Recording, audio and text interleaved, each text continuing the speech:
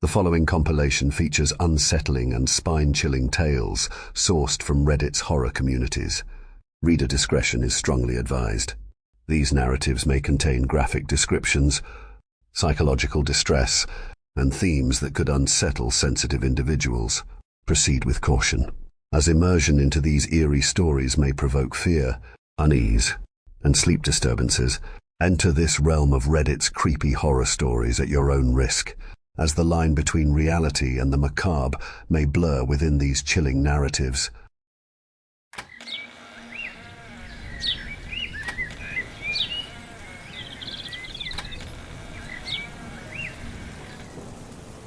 Marcus Teller wasn't a billionaire when I dated him. This was back in the early 2010s, when his startup was just entering the first stages of success. He had money and a bit of fame, but he hadn't been on the cover of Fortune yet.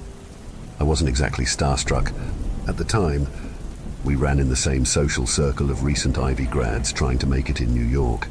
I was no model, but I was pretty in a bookish way that attracted plenty of attention from young men like him. So I wasn't surprised when he cornered me at a mutual friend's party and talked at me until I'd texted him my number.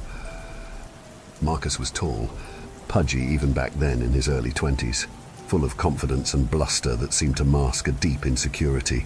Within 5 minutes of talking with me, he'd mentioned that his sister had clerked for a Supreme Court justice and that his father had 10 senators' cell numbers in his phone. He left a few messages over the next week, proposing coffee, drinks, even inviting me to an office party as his +1. I politely declined each invitation, citing a busy work schedule at the publishing house where I interned, which wasn't entirely false. For a few weeks, his messages stopped. I found myself regretting the way I'd dismissed him. He was good-looking enough, clearly bright. You could already tell he'd be someone important, even if he was aggressive. When my phone beeped early one Saturday morning, I was a bit surprised. Marcus, been over in Davos for a bit. Mind-blowing conversations. Anyway, back now, and I used some connections to get a reservation at Mickey's tonight at 7. I'm sure you've heard of it. My treat. Of course I'd heard of Mickey's. It wasn't a restaurant. Exactly. The people who ran it called it an ephemeral culinary event space. It showed up for a night at a time in various spots around the city. Reservations could only be had for people in the know, and it cost 5 figures just to get in the door. The menu was prix fixe, wine included with each course. I held the text up for my roommate, Raina, to read. Holy fuck, Cassie. Do it. I shouldn't have been surprised at her reaction. She'd once dated a guy mostly because he was an engineer at Ticketmaster and could get us free concert tickets. If I go, he's going to have certain expectations, I said, waffling in my own mind. I wasn't repulsed or attracted by Marcus. Not yet, at least. I didn't know quite how to feel about him. Guys will get expectations because they bought you Taco Bell. This is Mickey's. I say, do it. And then Uber home if he acts like a dick. Or maybe you'll actually end up liking him. Could be a cool story to tell the grandkids. Right. I tried to remember all of the rumors I'd heard about Mickey's. One girl claimed a friend of a friend had seen them kill and butcher a live cow in the middle of the event space before serving steak tartare. Another said she'd been served a bottle of wine recovered from a sunken Spanish galleon. I texted back. Me, 7th works. What should I wear? Marcus, anything. My Mickey's experience started around sunset. At first, I was sure Marcus had texted me the wrong address. It was a ferry dock I'd never heard of before, way over by Hunts Point. It was dark and getting misty. Somewhere, a foghorn blew. I almost told my Uber driver to take me home. Then I spotted a crowd of people gathered by a dock down the street. It was an eclectic mix, plenty of guys in suits, fresh off a day grinding in out in the financial district. Some girls dressed in insane over-the-top stuff, like it was the Met Gala. Then there were others in more hipstery-type clothes, expensive tight jeans, cut-up Armani Exchange t-shirts. I figured I'd found the right place. As I approached the crowd, Marcus ran up to me. It couldn't have been more than half a block of jogging, but he was still slightly breathless from the effort. Wow, he said. Wow. I looked down. Since he'd offered no instructions, I'd gone with a little black dress I'd plucked off the rack at Nordstrom's for a few formal events my senior year of college, and accessorized with a bit of silver jewelry and matching flats. "Thanks," I said, still waffling between flattered and icked out. Marcus was dressed in a white button-down shirt with a blue blazer and khakis, as if it were still summer. It wasn't totally out of place, but it betrayed a certain obliviousness. Maybe that was part of his charm. He offered me his arm and I took it. We walked back toward the crowd, a subtle blend of expensive colognes and perfumes wafting around us as we joined them. Then, almost out of nowhere, a ferry appeared through the mist. It might have been any normal boat, except that it had almost no lights on, like its operators were intentionally trying to stay hidden. In little time at all, the ferry had docked. A few men in tuxedos helped rope the ferry to the dock and then laid down a metal ramp. They didn't say a word, but the whole thing put me a little ill at ease. It took them a few tries to get the ropes right, in a way that made me think they hadn't done this many times before. Finally, we boarded, Marcus carefully holding on to me as we ascended the ramp to make sure I didn't take a spill into the East River. We stayed connected as we ascended a flight of rusty stairs, up to the main deck. Then Marcus reached forward, opening a rust-rimmed door that led to an enclosed sitting area. Suddenly, it was like we had stepped onto fucking Mars. Black cloth wrapped every wall and window. All around, tropical plants, uplit at bizarre angles, made the place feel like a jungle. Outside, the fall air had been crisp, almost cold. Here, it was muggy. Suddenly, all at once, boxes shaped like treasure chests opened, and a throng of butterflies emerged, fluttering all around us. For a moment, I sat enchanted, realizing that each chest had held a different color: orange monarchs, yellow swallowtails, radiant blue odontises. A red lacewing alighted on my shoulder, and I couldn't help but smile. It delicately folded and unfolded its wings, tickling my bare skin. And then, suddenly, Marcus plucked it off my shoulder and popped it into his mouth. It took everything I had in me not to scream. "Marcus," I said, "what are you—" As I said the word, I looked around the room and realized he wasn't the only one eating. As I watched in disgust, I saw a girl in a white dress caked in Swarovski crystals pluck a green butterfly from her hair and pop it into her mouth, smiling and chewing, then opening her mouth so her date could see she'd swallowed the whole thing. Everyone was eating, everyone but me. "Is there a color I can get for you?" asked Marcus. "Maybe that lavender one?" "Nah, that's a purple emperor," I said softly. I'd spent several weeks in the loft of our house one summer, leafing through a book about butterflies while my parents argued downstairs. I tried to remember if it was safe to eat. Yes, I thought. Purple emperors were technically non-toxic. Marcus grabbed the butterfly, carelessly crushing its wings as he handed it to me. "I like the blue ones best," he said. "You have this one." I looked around and realized that one of the men in the tuxedos was watching us. His eyes were cold. A few other guests were watching too, waiting to see what I'd do. "Come on," said Marcus. "You're not picky." "Right. This is starting to get kind of embarrassing." Carefully, I took the butterfly from his hand.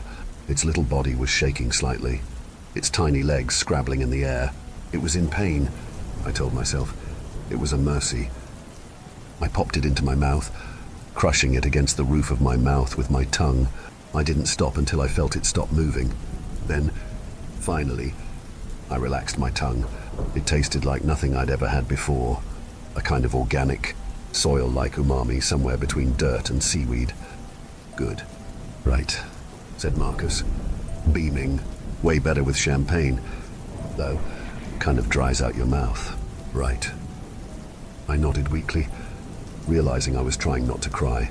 A waiter came by with a tray of long-stemmed flutes, and the other guests accepted them in turn, no longer paying attention to me.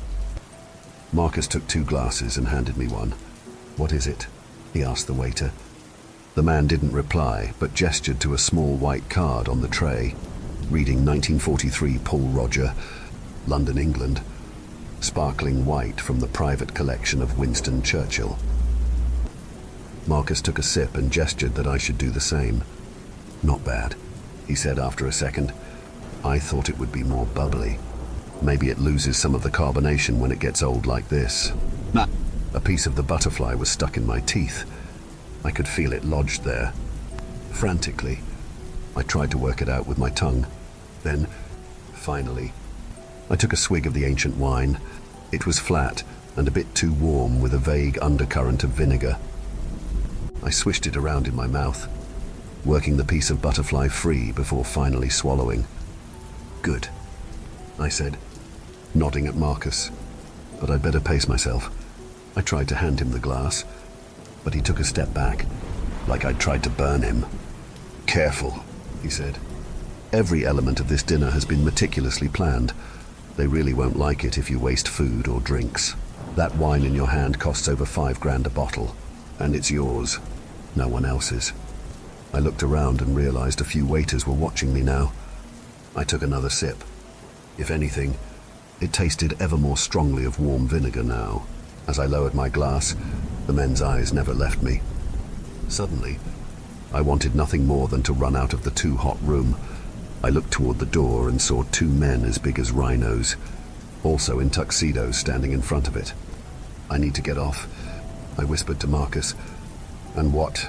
Swim back to Hunts Point?" Something dropped in my stomach. When had we left the dock? I walked over to the doorway, looking past the men, and saw that what Marcus said was true. We were a long way from shore now, far enough that the city lights twinkled in the distance. One of the men cleared his throat and adjusted a bit of black fabric behind him, eliminating the city view. "You should go find your seats," he said meaningfully. "The soup course is about to start." I was about to say something when Marcus took my arm, pulling me toward one of the able a bit too forcefully. "Hey," I said, "you're hurting me."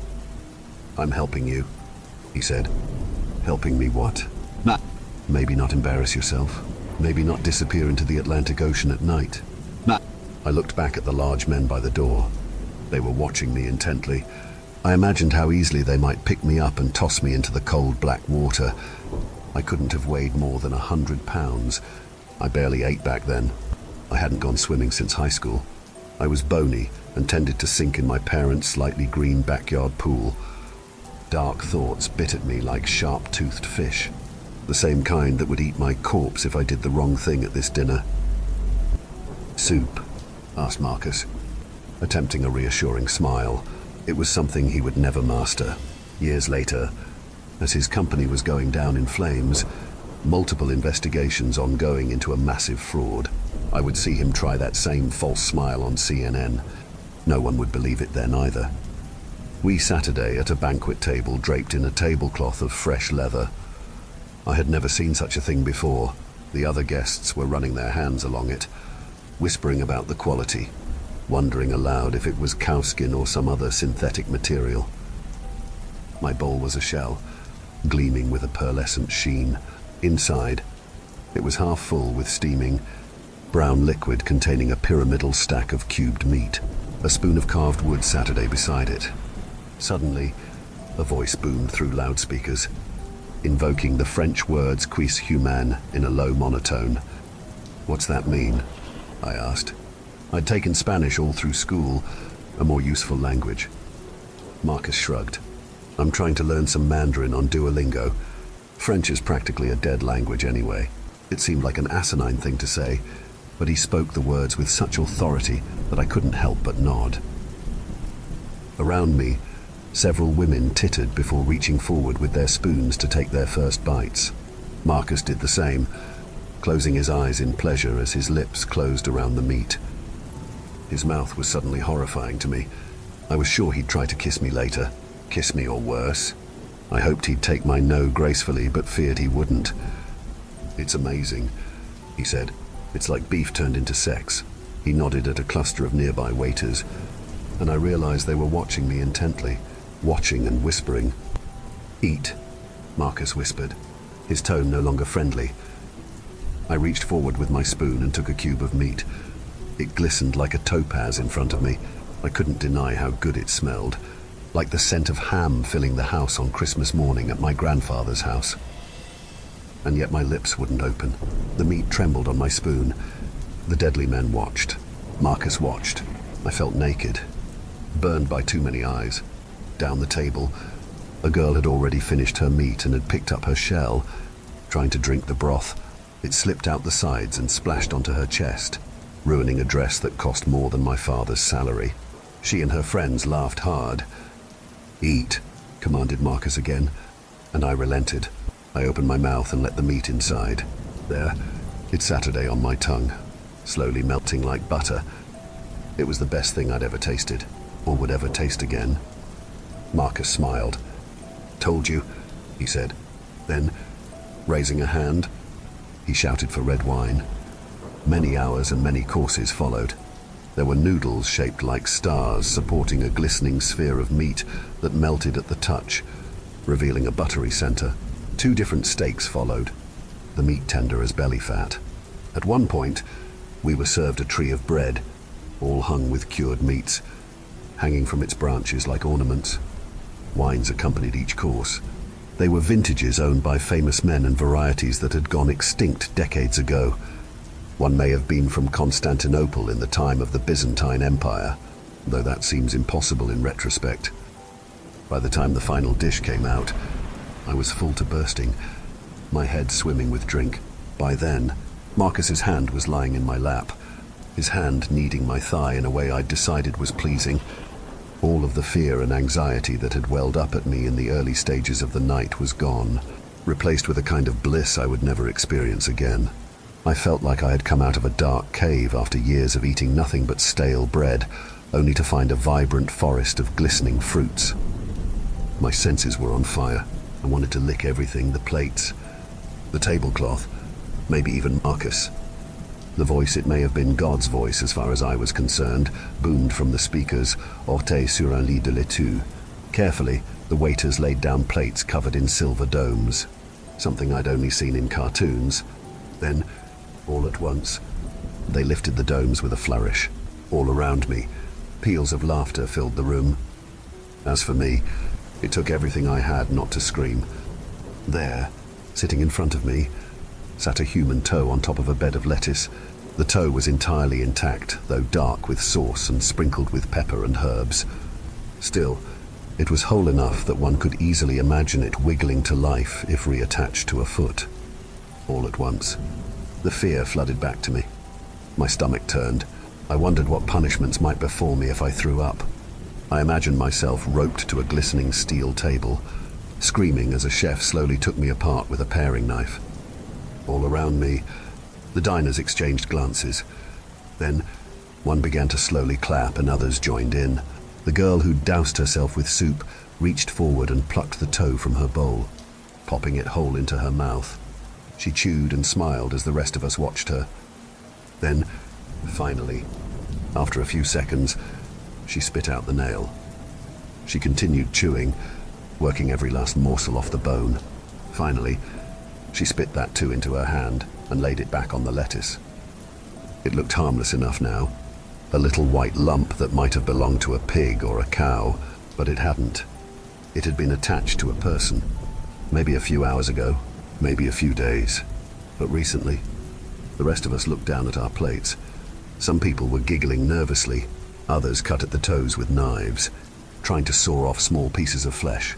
A few more popped the toes whole into their mouths. I felt bile welling up at the base of my throat. I looked over at Marcus. There was no toe on his plate. Where had it gone? Then I looked up and realized that his mouth was full. He was chewing something methodically, like gum. He smiled at me. "It's good," he said, a bit of drool escaping from the side of his mouth. "Like, really, really good." I looked down at the toe on my plate. If I didn't eat it, I didn't know what would happen to me. Maybe nothing, maybe drowning in black water. I took my fork and gently prodded the toe, turning it in the light. I noticed a fleck or red nail polish clinging to the side. For a moment, I felt certain I'd vomit, but I was able to overcome the reflex. "Is everything okay?" asked a waiter, towering over me. "I assure you, the meat is cooked perfectly." It's just... I pointed to the fleck of nail polish. Should that be there? Nah. The waiter looked at the red polish, horrified. In an instant, he'd whisked my plate away, muttering apologies. I looked up and down the table. Half of the toes were gone now, the meat consumed, the bones littering the plates like soggy marshmallows.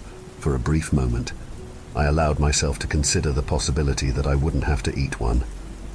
Perhaps I would be spared, ushered along to dessert, my failure to cannibalize forgotten.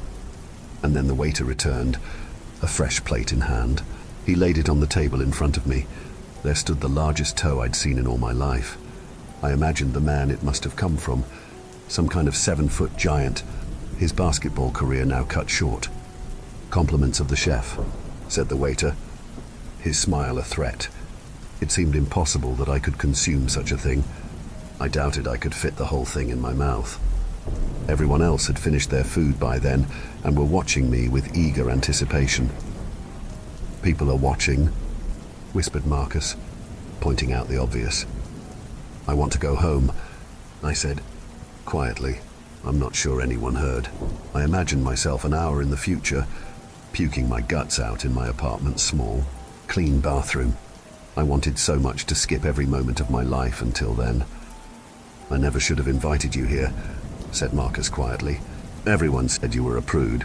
I thought I could change you, but here we are. You're a monster," I said quietly. "I'm an alpha," he said, "but sheep can't tell the difference." Nah. "My dish had nail polish on it," I said quietly. "It's ruined my evening." I looked meaningfully at the waiter. "Ruined?" Nah. The waiter recoiled slightly. It was the first time that evening I'd seen any of the staff on its heels. "I'm full," I said a little louder, and then, without another word, I picked up the toe and dropped it onto Marcus's plate. The waiter sneered, but he didn't shoot me, didn't stab me with a steak knife. "Congratulations, you've embarrassed me," said Marcus. "Great story for your grandkids." Nah. "At least I'm not eating fucking human flesh," I said. And then he started laughing, laughing and laughing. Others began to laugh too, whispering what I'd said to the other beside them. I remembered a birthday party I'd attended when I was younger, when I'd accidentally wet myself while playing on a bouncy castle. Everyone had noticed.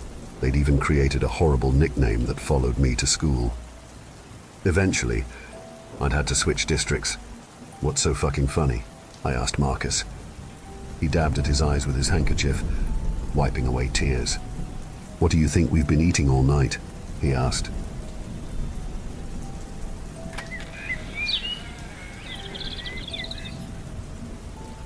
Megan and I had been roommates since freshman year, both standing at 5'4" with long blonde hair and sharing nearly everything aside from Megan's general optimism. Most people mistook us for sisters right out of the gate. It was only a matter of time before we were doing everything together, even syncing our classes to the same schedule and declaring the same major. We weren't forcing the friendship. Everything just seemed to fall in line naturally for us. By our junior year, we had moved out of student housing and into a studio apartment near campus. We got jobs down the street, Megan at the coffee shop and me at the college bar. Different work shifts meant different class schedules, and we weren't able to see each other as often. We made Tuesdays our designated date night and would go out to some local dive bar or brewery to catch up on the week.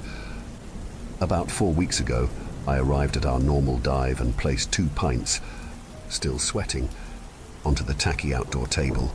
After 10 minutes, I shot her a quick, "Where are you?" text and waited.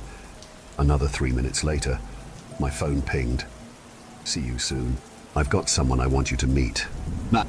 No sooner had I read the text when Megan showed up on the arm of an Adonis of a man.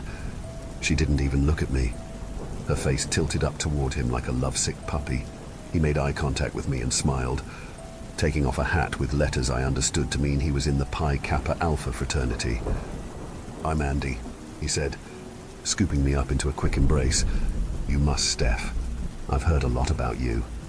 I rolled my eyes internally, holding my tongue before letting him know I hadn't heard anything about him. "Nice meet you," I sighed. We met at the coffee shop. He stayed until after my shift was up, Told me my hair was as eye-catching as my smile, as if anyone would notice my smile when he's around. We haven't been apart since. Ma. My eyebrow arched. Oh, and how long ago was that? Ma. Andy shrugged good-naturedly. Sunday. Ma. The rest of the night was spent talking about Andy ad nauseum. While he tried to redirect the conversation to neutral ground, Megan decided nothing was worth saying if it wasn't glowing comments about Andy. In less than an hour, I decided I'd had enough. I've got to go. Between work and finals, I have next to no time to do anything else. Ma. Megan nodded absently, still staring at Andy while waving goodbye to me. He stood up and gave me another quick hug before I headed out. The next 2 weeks were a blur. I'd taken on extra shifts to help pay for next year's tuition and spent the rest of the time studying like a madwoman. Megan and I rarely saw one another during that time. We sometimes crossed paths at night, but she had little to say unless it was about her new guy. It was Sunday night, and I had my first final the following morning. I hadn't seen Megan in 3 days. I worked an earlier shift at the bar and got home around 10 p.m. to an empty studio. I shrugged out of my grimy bar clothes and into a pair of sweats before chugging a glass of water and hopping into bed. At some point in the night, I heard our door open. I glanced at my watch. 3:33 in the morning. I groaned. Megan, what are you doing? Is everything all right? Ma. She had her back to me. I wasn't sure what she was doing, but her long hair spilled out past her shoulders in the moonlight, and it sounded like she was packing something. Go back to sleep, she said. Everything is all right. Just go back to sleep. I suddenly couldn't keep my eyes open. My head was back on the pillow by 3:34. I woke up the next morning to birdsong. I stretched and tried remembering the events of that morning. I glanced over at Megan's bed, but she wasn't there. In fact, nothing was there. All of her stuff was gone, cleared out overnight. Alarmed, I jumped up and tried calling her phone, which immediately went to voicemail. I called friends, but no one had heard from her. I called Andy, but he said he hadn't seen her since yesterday. I tried her parents, who became alarmed once I explained she was gone, and so were her things. We tried the police, but were told we had to wait the typical 24 hours to report an adult who appeared to leave by choice. Even when we were able to file the report, it was clear we weren't being taken seriously. At this point, it seemed like my best friend had packed up and started a new life somewhere else, somewhere that didn't involve me. I spent the next couple of weeks moping around, completely skipping my finals and cancelling my shifts at work. Half of the time I was angry with Megan. We had been through so much for her to leave like that. Half of the time I was sad, lamenting the loss of someone who understood me so thoroughly. And sometimes I felt this inexplicable fear. This fear that even though I saw her pack her things and leave, she was somehow taken from me, taken from her family, against her will. I had taken to drinking by noon most days. I was a 21-year-old college student. I'd spent most of my time working and studying. I decided to live my best life and let loose for once. Plus, I didn't want to deal with the loss of my best friend, something sobriety forced me to face. On one of those days, I left the local dive and bumped into Andy. He gave me a sympathetic smile. Hanging in there. Steph. Ma. No, I slurred. No, I'm really not. What about you? Ma. He shrugged. I really like Megan. She obviously didn't feel the same. No point in letting the fact that she left me ruin my life. Ma. I gave him one of those smiles that everyone knows actually means, hey, fuck you, buddy, and started to walk away. He grabbed me by the shoulder before I could pass, his thumb brushing against my hair. We're having a party at the frat tonight. You should come, friend to friend. You look like you could use a night out. I shrugged off his arm. Sure, I'll think about it. I walked off muttering that there was no way in hell I would be caught at some idiot's big dumb frat party. 8 hours later, I found myself stumbling into some idiot's big dumb frat party. I had done some soul searching and realized I was drunk. I was single. I was maybe ready to mingle, just a little, before running back home for some mint chip and Netflix. The party was exactly what you would expect. Lots of dudes screaming bro at each other, chugging beer. and snorting what suspiciously looked like cocaine off the school's more scantily dressed sorority sisters. I wandered through the house, waving at Andy, who gave me the 1-minute hand to let me know he wanted to talk. I suddenly decided it was all too much and started backing out the way I had come. But then something curious happened. A phone rang. A landline phone rang. Those old-fashioned landline phones with the rotary dial that you only see in your grandma's attic or old movies. In a drunken stupor, I decided to be the one to answer. An intentionally soft, effeminate voice spoke on the end of the line. It sounded like whoever was speaking was doing a caricature of what they thought a soft-spoken man would sound like.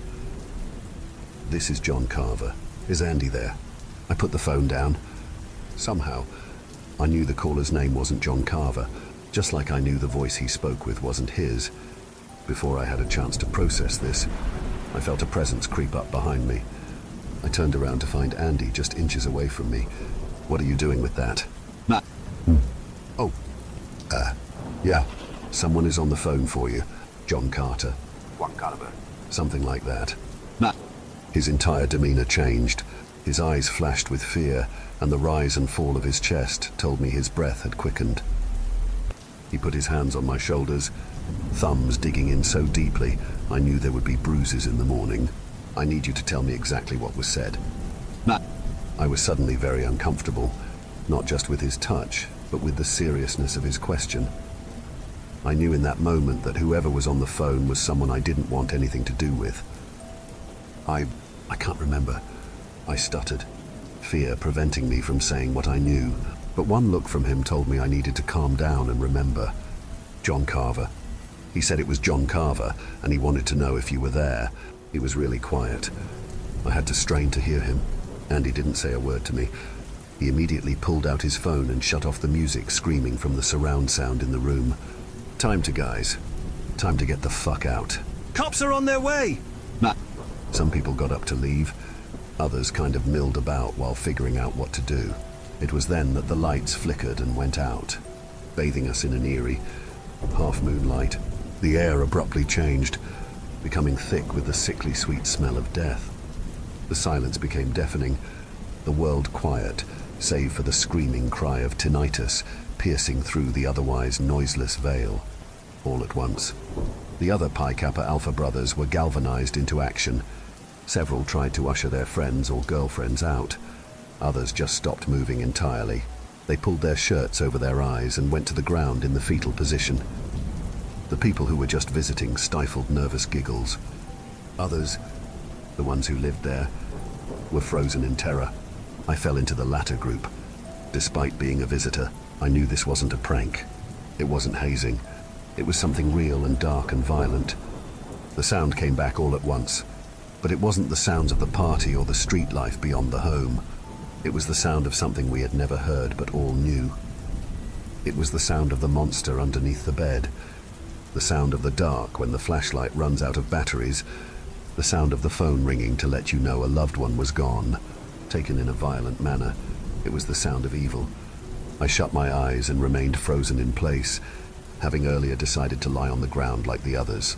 I felt the breeze of a door opening and knew something wicked was coming. Then the first one was in. It was like a shadow of a human, but larger and more oppressive. It walked in as if in a frenzy to get something done. The way my mother would walk in after work. She would rush in, drop her keys and purse in the bowl by the front door, and head into the kitchen to get dinner going before Dad got home. This thing moved the same way, invoked the same feelings. It felt benign as long as I stayed still and stayed quiet. I saw it moving in my periphery, heading to the table that held that night's delights. With a sweep of its dark hand, all the bouncy, drugs, and what little bit of food that was left was swept off the table. The door was thrown open a second time. It took every ounce of self-restraint I had to not react. An even larger figure than the first walked in. This one took its time, slow, tongue out, and eagerly tasting the horror that pervaded the room. A second, smaller and crueler creature followed closely behind. I could feel it spread out, trying to reach all of us at once. Somehow the collective room knew to stay quiet, knew not to move. We knew we needed to squeeze our eyes shut and pretend whatever was happening was just a bad dream. I was confident we all held the same belief when a small scream carried across the room. Whether she screamed out of fear or out of drunkenness, I'll never know. Faster than my brain could register, the two figures converged on a woman I had seen earlier in the night. She was one of those donning a bikini top and a coke necklace, confidently smiling at every man that crossed her path. She didn't deserve what happened. Her screams, quiet at first, quickly became desperate and painful. She begged for help. But this night wasn't one for bravery. None of us were going to save her. I watched as her body was stretched across the table, body bent in a shape no body should be able to make. Her hands and feet arched past what was humanly possible and tied in knots below the tabletop. Bones and tendons cracking like gunshots in the air as they were manipulated in a way I couldn't conceive of. Her blonde hair splayed out like a cruel crown around her head. She wore a mask of pain on her face. When I thought her agony was nearing the end, when I thought no human body could endure that suffering without going into shock and dying, something worse happened. They feasted. They Saturday together like a family and consumed her alive. They made little smacking noises of pleasure, crunching and slurping while she continued screaming, playing together in unison like the world's most savage symphony. I heard something plop to the ground and roll close to my face. An eye was inches away from me, full of fear and still blinking rapidly. The smallest creature, giggling, slithered across the floor and lay its face next to mine. Slowly, I watched as an oil-slick tongue crawled across the floor to scoop up her still-moving eye, swallowing it whole. But it didn't leave after. The tongue made its way up to my face, pausing just short of touching me. It was gleeful. I knew in that moment that if I so much as breathed, my fate would be even worse than the poor woman on the table. I sensed disappointment before the thing got up and went back to join the others. And then it was over. They finished off their meal, a grotesque Norman Rockwell in the making, and left as quickly as they came. It felt like an eternity before anyone moved again. Andy started moving amongst everyone, hushed whispers to his brothers. I glanced over at the table, but nothing was left of what happened that night. Just the party favors sprinkling the floor. The others started getting up, not wanting to acknowledge the truth of the night. Some cried, silent hiccups rocking their bodies.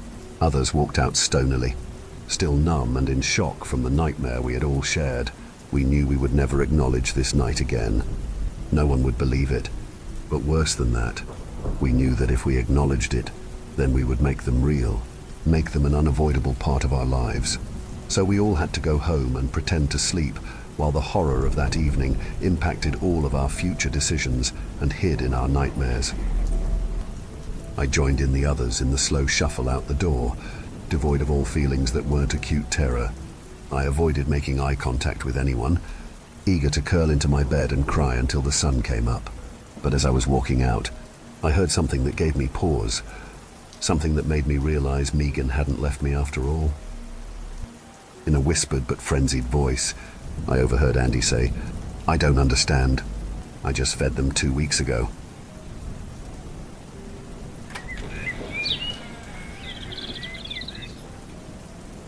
Not too long ago, I saw a viral video compilation of thieves in low-income areas, people filling up baskets with items and walking out the door, breaking windows, threatening cashiers, that kind of stuff. But one of the 3-second clips in the compilation was something different. In the clip, we can see a group of people walking over a broken glass door, slowly marching. It looks like a riot, but there's more to it. I was there, and I want to tell the whole story. This happened a few years ago. Before heading off to college, I wanted to save up some extra money. I used to live in a pretty shitty neighborhood, and there were only 2 options for a side gig. One was at the local bar, and the other was at a convenience store. I applied at the convenience store, had a quick interview with the manager, and started the following Monday. Now, I gotta stress just how run down this place was. This was the kind of place where the same homeless man sits outside every day, all day, where there were no baskets to carry stuff in. They'd been stolen too many times.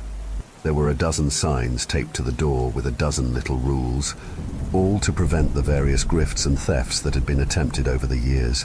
No bags, no backpacks, No plastic bags, no canvas bags, no cots, and, of course, no weapons. Still, despite its faults, it was the only place local folks could afford to shop at. And while there were some people who took advantage of it, a vast majority loved the place, right down to the homeless guy chilling by the door. I was planning to be there for the summer. We had a morning and evening shift, and we changed who did what every 2 weeks. The video clip in question took place during my 4th week, my 2nd week at the evening shift. It was a Saturday evening. Benny, the homeless guy, was off to recycle some cans. The AC was acting up, leaving a thin layer of humidity on everything in the store, including me. I was working the counter. It was almost closing time, but I waited for Benny to get back before closing. The guy was harmless and survived on little to nothing. He usually spent what he'd earned during the day before closing time. I wasn't working alone. There was also Lani, a mother of 3 who wanted to get some extra money on the side while her husband was posted overseas. A woman in her mid-40s with this long black hair that could almost reach her knees. Every time I think of her, I'm reminded of oatmeal cookies. We were ready to close when a customer walked in. I was expecting Benny, so when I turned to see a complete stranger, I was a bit surprised. Now, we get new people all the time, but this one was unusual for a number of reasons. 1, he was clearly not a local. The guy was wearing a brand-name blazer and custom-tailored pants. 2, he was in a hurry. He was clutching this brown canvas bag, panting like a tired dog. I didn't get the time to ask him to hand it over, as per the sign. You got salt?" he asked. "Mineral salt." "Nah." "Yeah, go check." He was sprinting down the aisle before I had a chance to finish my sentence. Lani peeked out from the dairy aisle with a raised eyebrow. I shrugged. Moments later, there was some commotion. I went to check on the guy and saw that he'd pulled down 6 cans of salt on the floor, opened them, and drowned his bag in it.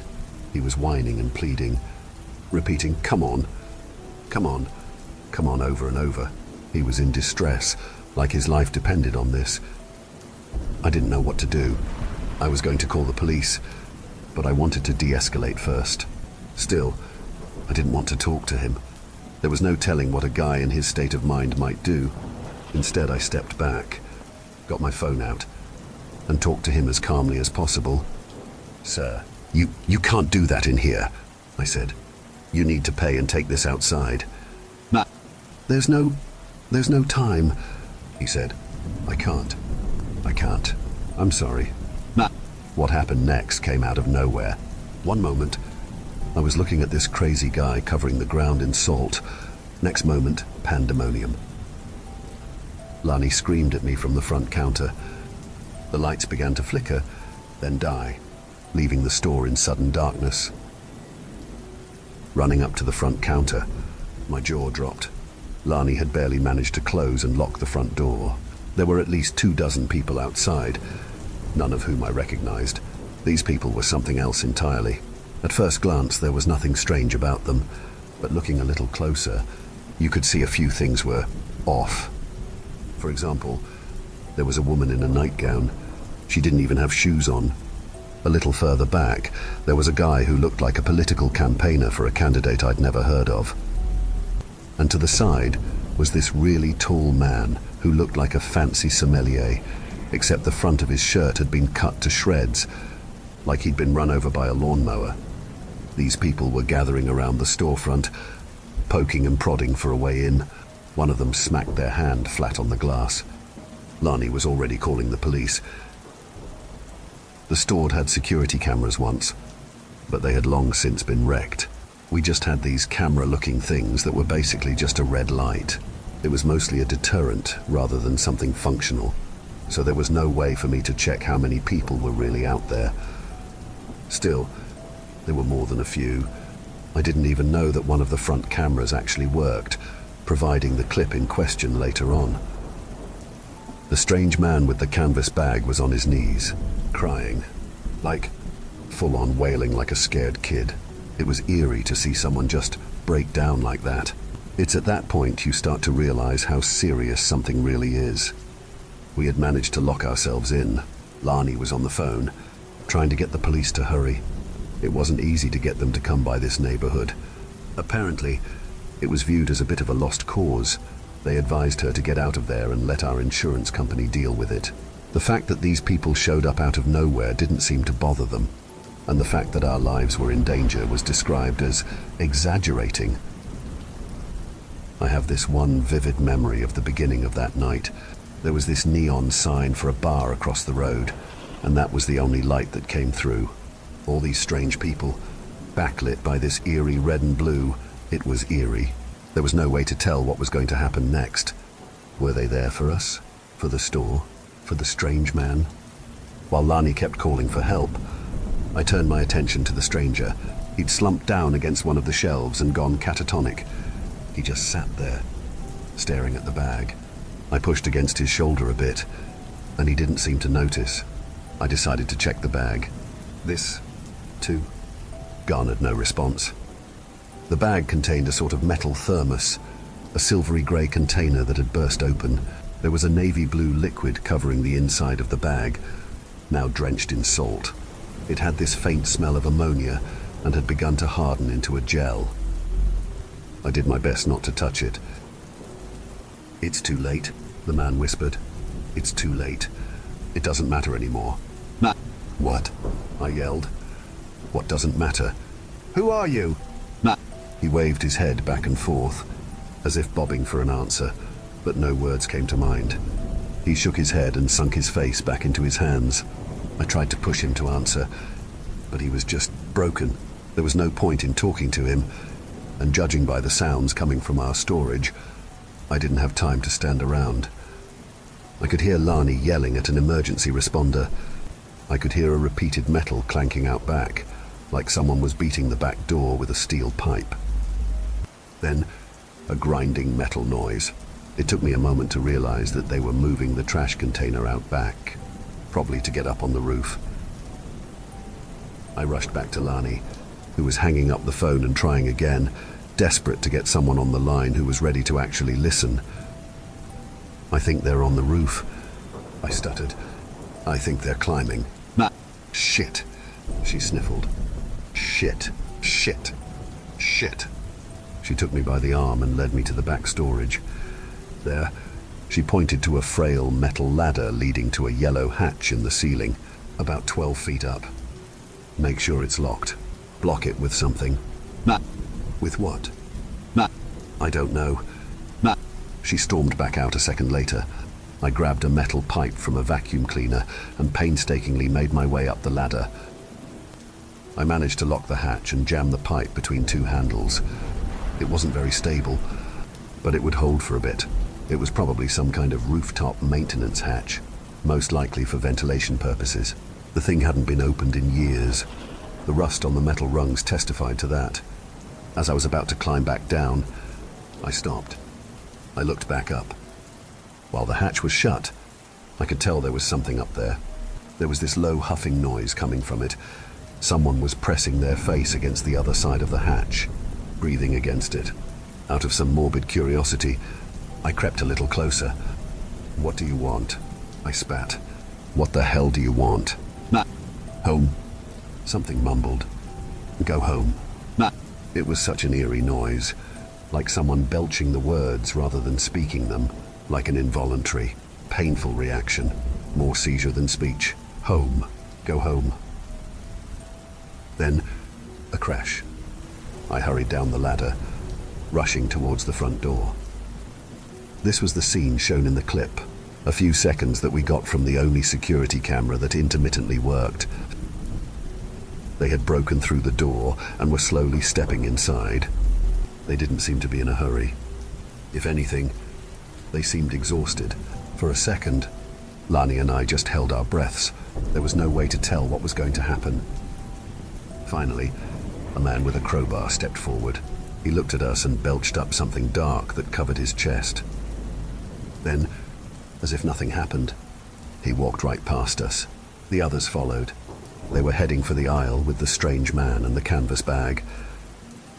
Lani had given up on calling for help. and had resorted to filming instead. It was helpless, but the only thing we could do. We couldn't fight these people. We were outnumbered 10 to 1. I considered pushing past them and just running into the night, but I didn't want to go near them. There was no telling what would happen if you provoked them. These weren't ordinary people. I can't tell you what was wrong, but I can tell you something was.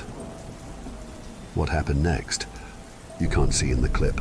24 people descended on that aisle, picking up that canvas bag and tearing it apart.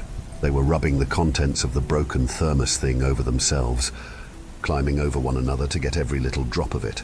It looked like a goddamn snake pit of arms, heads and legs, people just devolving into careless meat, completely devoid of conscious thought, animals. Meanwhile, the strange man was just sitting there, catatonic. As the bag was torn to pieces, a handful of the intruders sort of flopped over.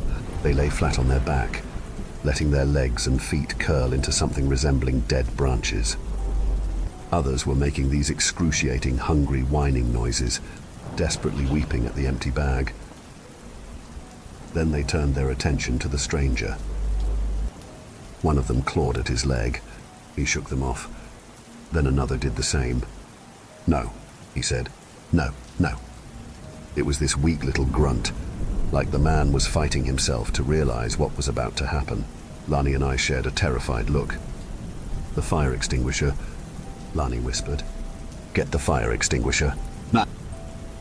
It was across the store. As soon as I turned my back on them, I heard the strange man's groaning no grow more desperate. It went from a mumble to an angry yell, to a desperate plea. Then it was just screaming, blood-curdling screaming, gaining and losing in strength. I got the fire extinguisher and ran back towards the aisle, meeting Lani halfway. She had this haunted look on her face and shook her head. She couldn't close her mouth, like her face was stuck in a panicked, silent scream. She covered her mouth with her hands, shaking like dry leaves. "Oh my God," she huffed. "Oh my fucking God." "Nah." I didn't see much. There was blood, but like thick blood, chunks of it, tufts of hair, pieces of a torn shirt, bone. A couple intruders were rolling around the bloodied floor like it was catnip. Others were slowly getting up, disillusioned and desperate. One older man, covered mouth to toe in dripping blood, pointed a shaking finger at me and Lani. "Them," he coughed. Maybe them." "Nah." Then they came for us. I didn't realize what was about to happen until they smiled. They clung to this primal hope that we, somehow, had something they needed. Lani snapped me out of it, dragging me into the back storage. She fumbled the keys and locked the double doors while I used a broom handle to bar them. There were still banging metal noises coming from both the ceiling hatch and the back door. Then, a voice. "Them," it wheezed. "Them, them, them." "Nah." And from the back door, another voice parroted it. Like a rising storm, the words swept over the invaders, until we heard it everywhere. "Them, them, them." We made our way to the lunchroom before I heard the broom handle crack. They were through the storage doors. Lani was desperately dialing her phone while I locked us in the lunchroom, a tiny room with a shared bathroom, a window, and a couple of lockers. I could hear wet skin slap against the window, but I couldn't see what it was. The curtains were drawn. "Fucking yes," Lani cried into her phone. "Yes, yes. It's me again. They're getting in. They're..." The window broke. Before I even saw someone, I pulled the safety pin from the extinguisher and blasted whatever was trying to get in. Lani fled into the bathroom, locking it behind her. The next few seconds felt like an eternity. Someone was crawling through the broken glass of the window. I could see the rough stains of blood against the powdered white. The lunchroom door buckled. I could hear flesh hit concrete as the hatch in the storage broke outside. Someone fell through. It sounded like a hard boot coming down on a wet cabbage. They were breaking through, slowly but surely, all to the sound of a rhythmic them, them, them. I swung a locker open, but realized there was no way I could hide in there. I couldn't go for the window. I couldn't push past the doors. This was it. It was it. To this day, I lay awake thinking about what I felt in that moment. That ice-cold primal panic. Forgetting to breathe. Feeling your tongue drying up as your airways open up. Preparing for a death scream. Then, Lani pulled me into the bathroom. It was tiny. It was meant for, at best, one average-sized person. I fell backwards, landing with my back against the toilet. Lani climbed over me to lock the door just as someone reached the handle. The door opened inwards, so I put up my legs and locked my knees. Lani fumbled around in the sink, where she'd put her phone. Someone was still on the line, but I suspect all they could hear was our desperate screams and that ever-present mantra of them. Them. Them. The hinges were shaking. The metal handle rattled. I could count every nail on the door and see the minuscule movements as they slowly rolled out. In that moment, all I could hear was my own heartbeat and how it slowly synced up to the monotonous chant of them, them, them. Looking back at it, my mind is just black. There's nothing there. It's like trying to remember a vague nightmare, something that happened to an unreal version of yourself. And in those moments when you realize that you were there, the real you, then it spirals. And for a couple of skipped heartbeats, I'm back there, fighting for my life. I'm back with that chant, that banging on the door. At one point, the door buckled. Fingers poked through the gap, grabbing Lani's long black hair. They tore out a handful of it, like a full fist. Even in all that panic, I saw her scalp turning red, but we pushed back, and the door stayed shut just a little longer. It was still dark, but with every push against the door, and with every inch the door gave, little glimpses of moonlight came through like a sickening strobe light. But a little longer was all we needed. The final thing I heard them say was no. Home. Please. Home. Then this combination of home, them, please, and no. The banging slowly stopped. My hearing went from that awful mantra to my own heartbeat. And then nothing. A light breeze, perhaps. A careful knock. Lani and I held our breaths. Excuse me, you're doing all right in there? Nah. Benny, the homeless guy. The coast was clear. Stepping out, there was no one but Benny left. The ground was covered in this black ash, stinking of ammonia and sulfur, but the attackers were gone. The place was a complete mess. Every window and door broken. You could see traces in the ash where people had dragged their feet before they, seemingly, disappeared. Going back out into the store, there was no sign of the strange man. There was still blood spatter covering the side of the aisle, but now the ground was covered in that awful black ash. I stepped over the broken front door, past the trampled flowers and broken glass. I have this vivid memory of blue petals from a sunflower getting stuck to the side of my black work shoes as I went out into the night. Minutes later, the police showed up, and the rest is history. The whole event was categorized as a sort of riot. No suspect was arrested, and the strange man was never identified. From what I've heard, they never investigated anything as a murder or assault. For all intents and purposes, that night was just a strange break-in. So yeah, somehow, that clip made its way into a random compilation online. I'm not sure how. Lani sent me the link. It's been a few years, but we still keep in touch. Not a lot, though. Seeing one another kinda reminds us about that night, and I think both of us just wants to forget. I guess what I want to say is that some things are different from what they seem. So think twice before you share something. Take a step back, think, and really look.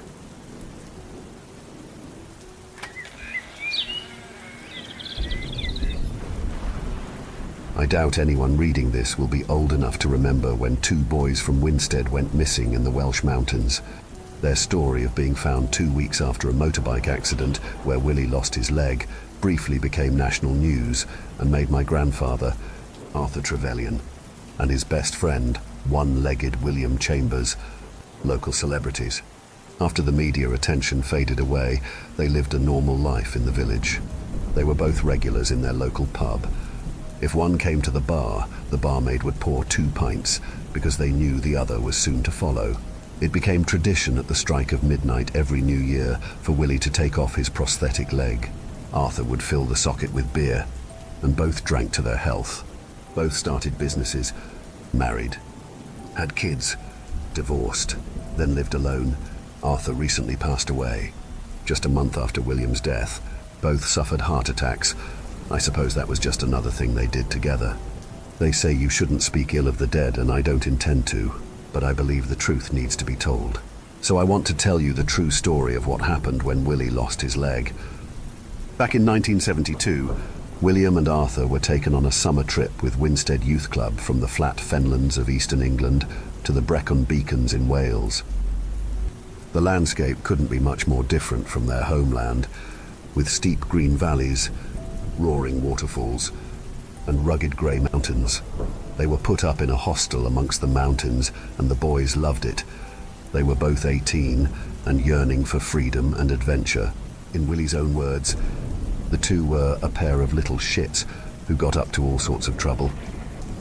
Then one day they excelled themselves. After a morning of hiking and raft making, they returned to their lodgings for the afternoon. Both William and Arthur were interested in cars, but William was particularly interested in motorbikes. He had one back home, a heavily dented and rust-covered mongrel of a 50cc dirt bike he cobbled together from discarded parts. He used to love taking it out across the fields and making his escape when they got inevitably chased off by the farmers. Arthur would often ride pillion. Willie was delighted when he saw a brand new 175cc Honda Scrambler in a beautiful royal blue parked up outside the hostel office.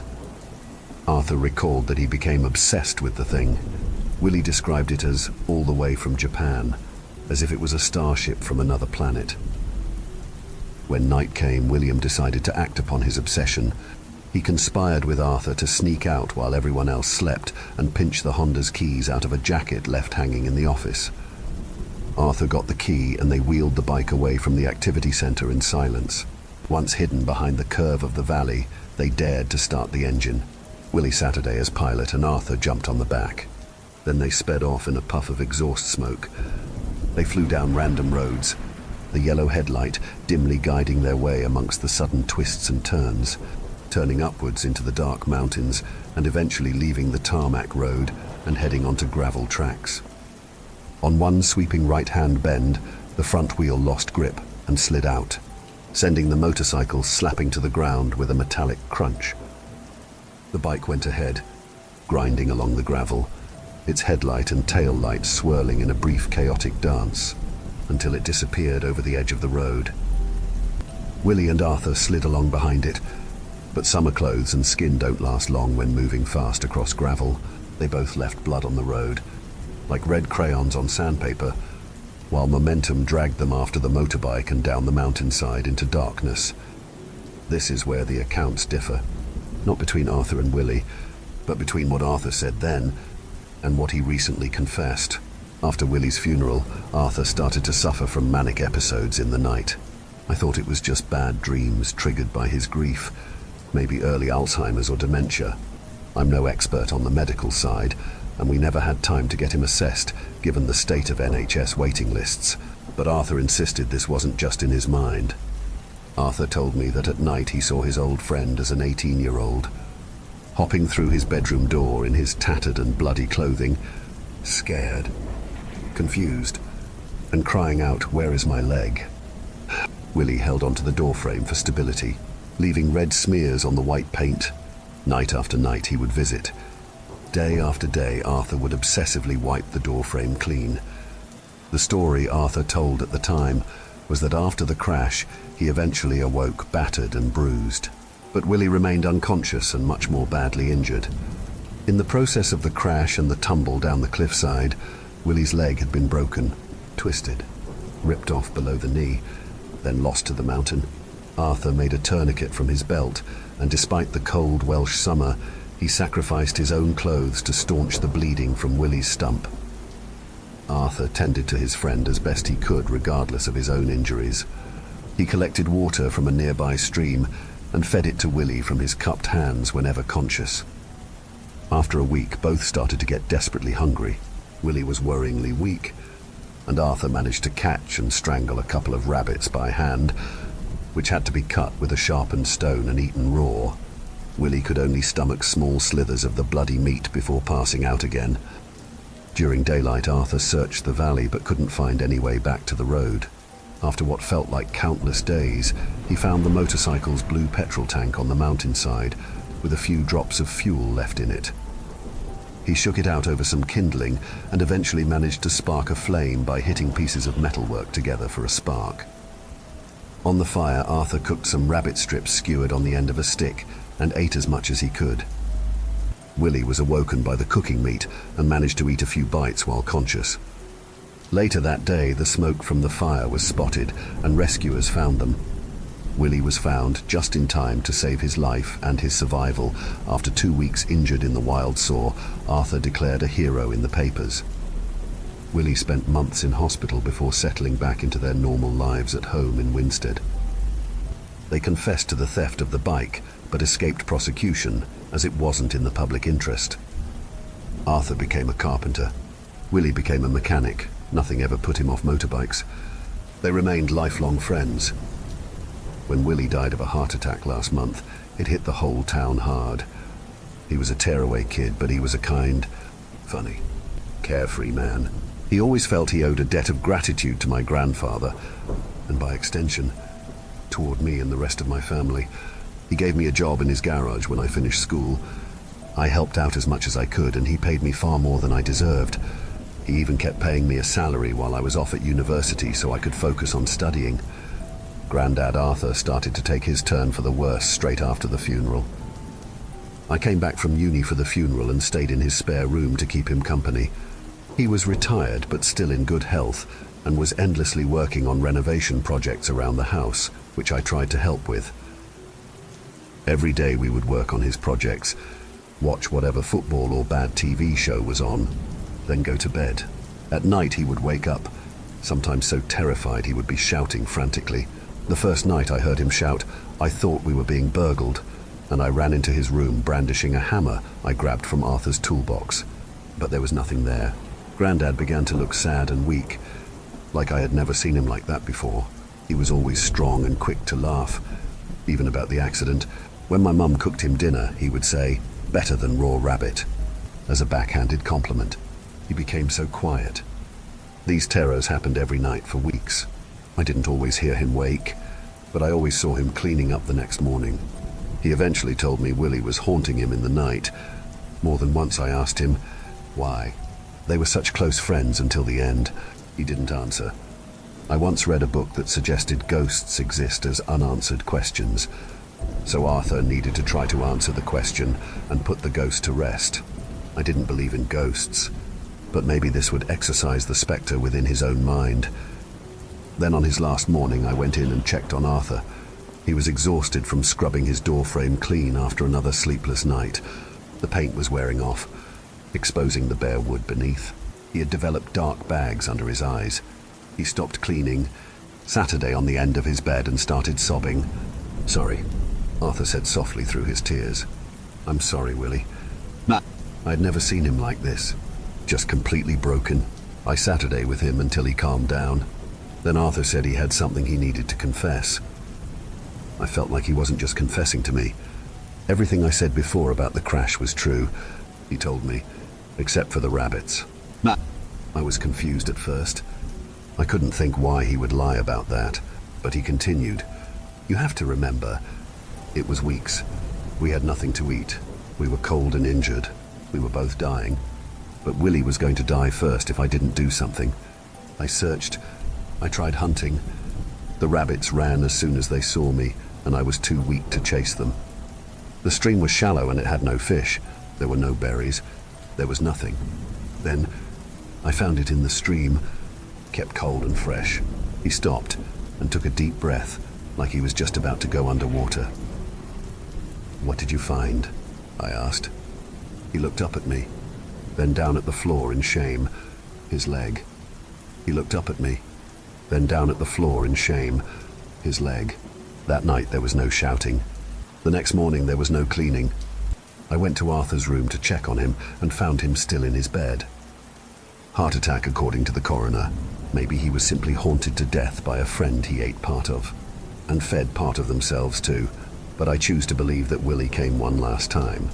An older, understanding Willie. Arthur answered his question and decided to go with him. If Arthur had let them both starve in that valley, they may never have escaped. They may not have had the chance to see their children or grandchildren grow up. Judge him if you will. It was a grim choice, but it was a choice that needed to be made, and Arthur was the only one who could make it. Arthur and Willie would probably joke about it over a pint if they could. They loved each other. Not that men of their generation could easily admit it. They would have done anything for each other. Arthur did what he had to do. The morning I found him dead, there was blood on the door frame. It wasn't Arthur's. It was all true except for the rabbits.